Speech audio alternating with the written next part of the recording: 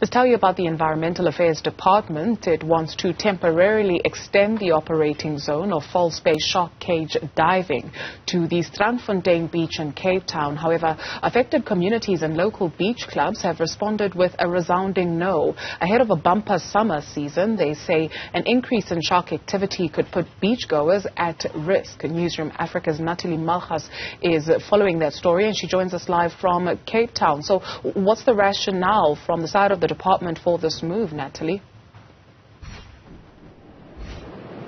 The Environmental Affairs Department says that there's been a decrease in shark activity, which has a negative spin-off on the tourism on the False Bay coast here, from the Strandfontein beach right into the kind of Cork Bay, Komiki stretch here in the Western Cape. And because there's been a reduction in food sources, a change in behavior in these waters, many of the shark cage diving activities and services offered have had to move further up into the Southern Cape coast, into areas like Mossel Bay, for example. We heard from the Environmental Affairs Department that around 7,000 tourists visit this particular stretch of the coastline for shark cage diving and shark-related activities in the water.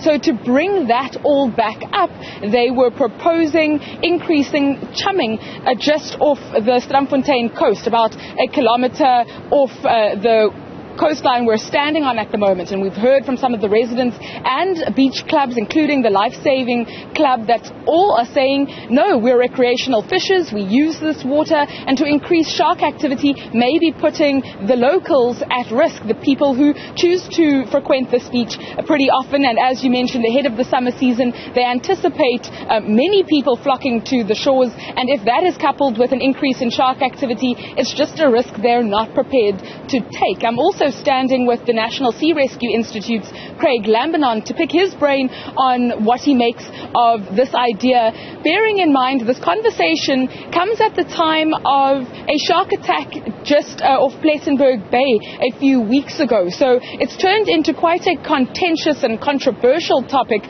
Craig, what do you make of the proposal to increase shark cage diving off this very popular beachfront?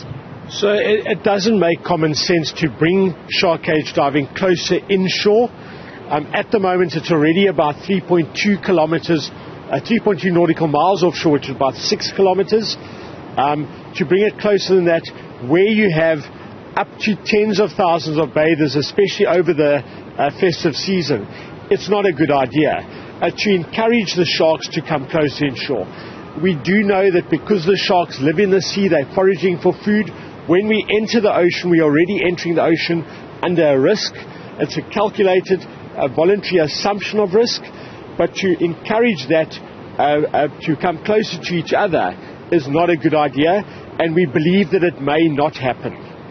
As mentioned, only a few weeks ago, around the 25th of September, a 38-year-old Cape Town woman was attacked by a shark in Plettenberg Bay.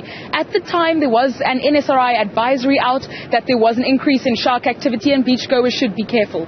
Does that advisory still exist? Are some of those beaches still closed off to the public as a result of that incident?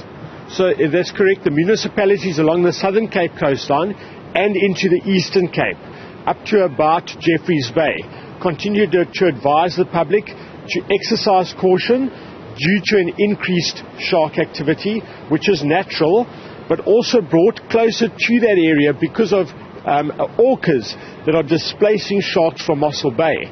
So we've seen a massive increase in shark activity, but we always advise the public to exercise caution. Sharks are simply doing what they do. They're foraging for food. They take a nibble at something to see if it's a food source. Sadly, when it's a human being, that nibble can be fatal, and that is obviously of concern. But from our perspective, the greater concern is for the public to be more cautious of rip currents or boating accidents, because that does cost more lives every year, especially drowning accidents, not only on the coast but also on inland. So caution around water generally is advised for public members, especially for parents, to make sure that their children have responsible adult supervision around water. Thank you very much, Craig Lambanon of the National Sea Rescue Institute joining me here at Strandfontein Tidal Pools. As he mentioned, yes, this is a wild space that we enter into when we take a dip in the sea waters. So it's to be expected that we could encounter sea creatures like sharks, but it isn't a smart idea to lure them any closer than they necessarily have to be, especially ahead of a bumper summer season that's expected. Natalie, Malgas, thank you very much for that report.